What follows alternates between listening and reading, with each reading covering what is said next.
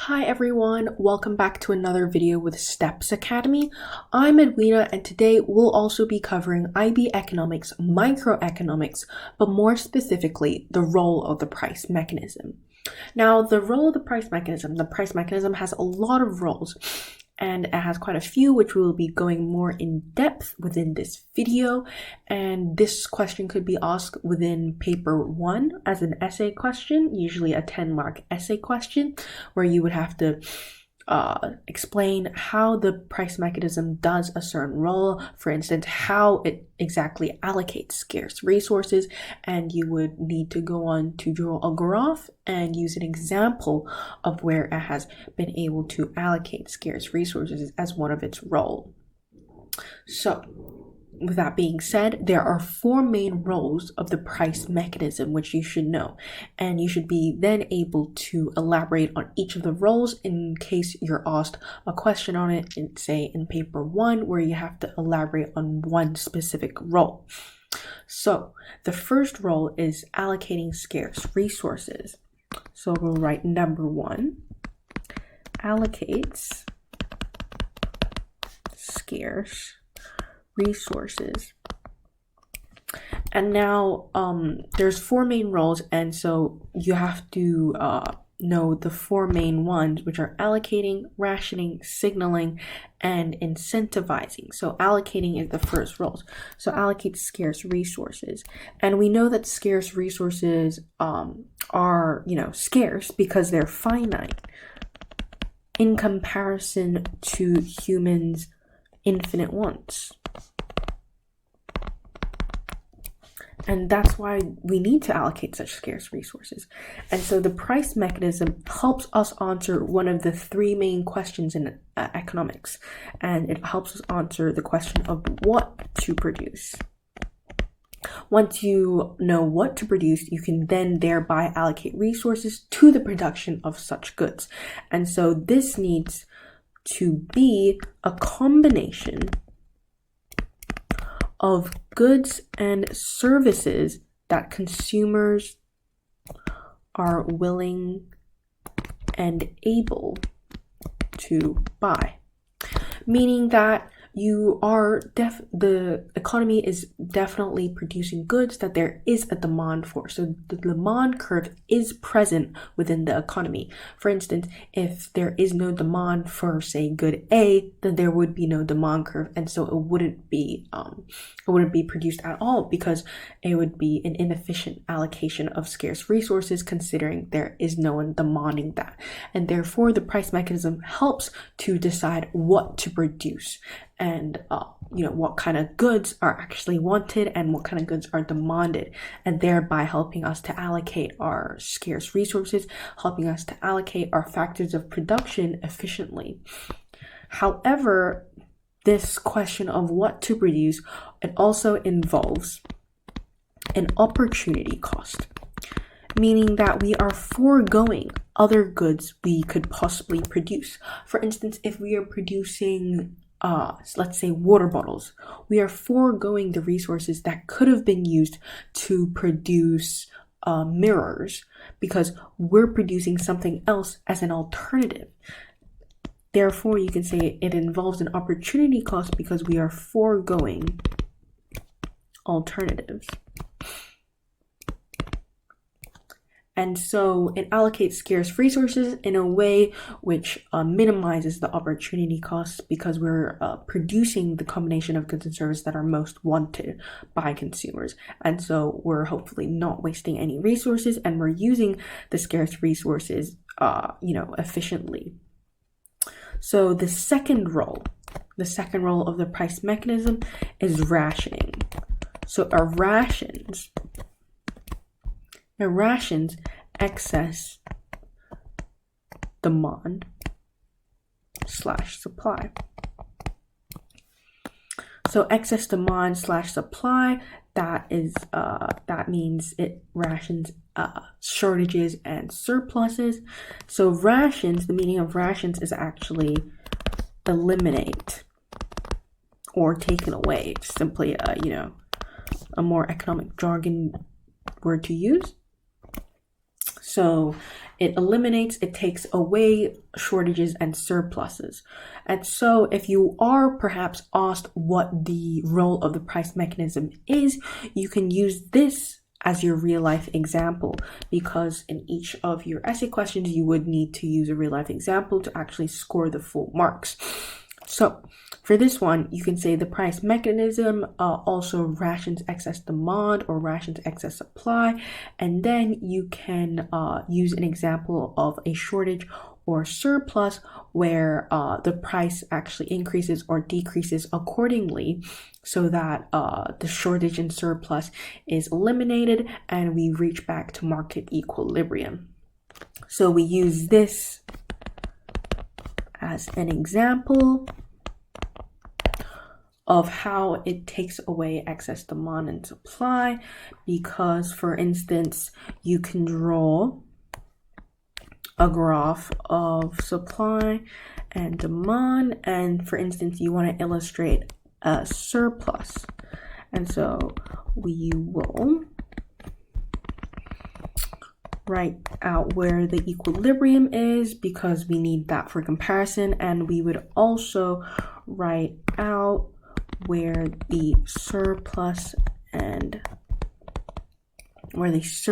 is. And so here, when you're explaining this graph and you're answering the question in your essay, you would explain how there's a surplus because price is too high at P1. So you can say price is too high at P1, therefore QS is greater than QD, as in quantity supplied is greater than quantity demanded, and therefore in response,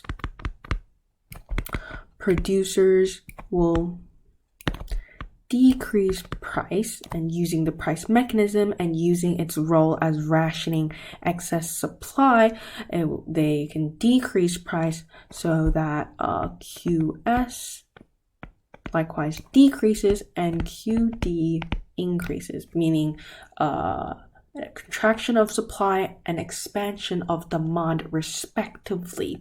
And so here we can see that the price mechanism has effectively eliminated the excess supply, and so once price decreases down to PE, then quantity supplied and quantity demanded would both equal to QE, marking it as the market equilibrium. So our third role of the price mechanism is signals. It signals that quantity or price is too high or too low. So signals that Q or P, quantity or price, is too high or low. So it communicates this kind of information to economics decision makers. So communicates information to stakeholders, i.e. it would communicate such information to firms, and so they would charge a higher or lower price accordingly. So it acts as a signal so that firms are profit maximizing, and so they are signaled to increase price or decrease price to maximize profit. This leads on to our next role of the price mechanism, which is incentives. And so it motivates decision makers to respond to the information,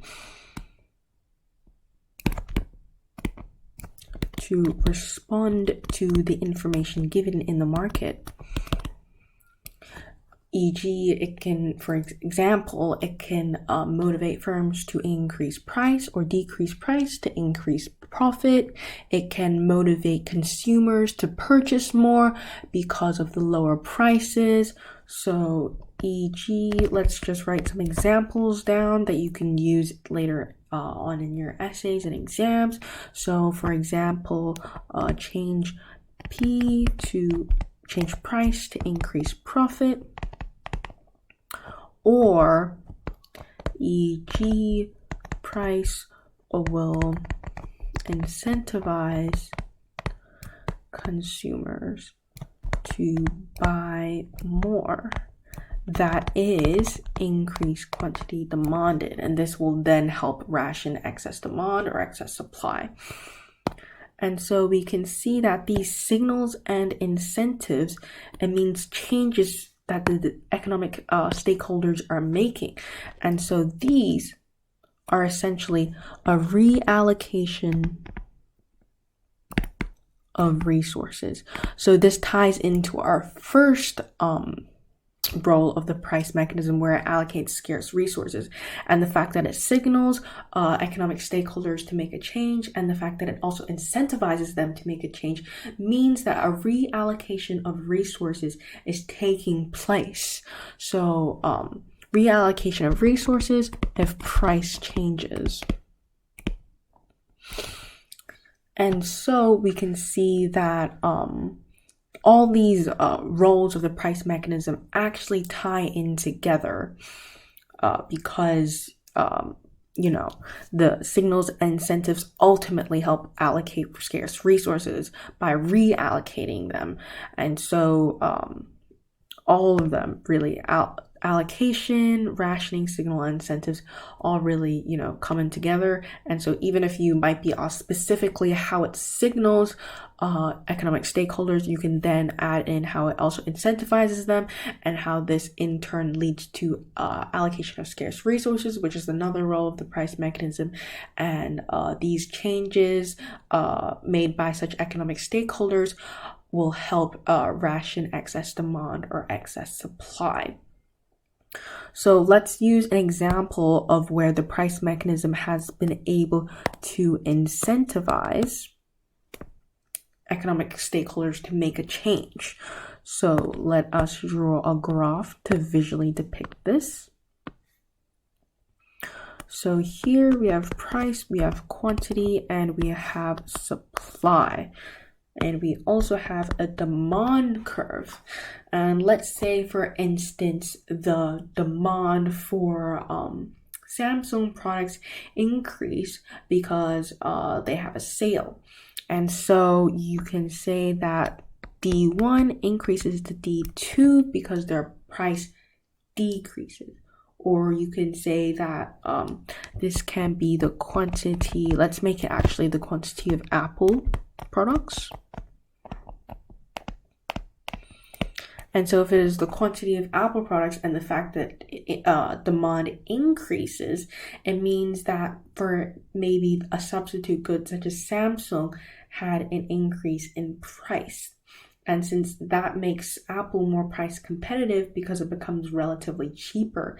And so there's an increase in demand for Apple products because it becomes cheaper relative to this price of Samsung, considering they increase their price and they're substitute goods. And considering substitute goods are a non-price determinant of demand, we can see that the demand curve will actually shift. So it shifts from D1 to D2 outwards, increasing an increase in quantity demanded at all price points. So we can draw the equilibrium for both equilibriums. So Q, and we can say this. So when you answer and describe a graph, for instance, when you describe a graph in paper 2 in the 4 markers, or when you describe the graph in your essay questions, you have to make sure you're describing it like a story. It has to be like a story. So you have to go from step by step, like what happens first, and why. So we can say that demand increases from D1 to D2 because substitute price increase, which is i.e. that is a non-price determinant. And since a non-price determinant factor changed, it indicates the entire demand curve shifts. So it's a shift of the curve. And then next, what happens is that price increases from P1 to P2. And this increase in price then signals, let's use another color, it signals firms to increase quantity supplied from Q1 to Q2. From Q1 to Q2. And this is because of the increase in price. Q1 to Q2. And this is because of the incentive,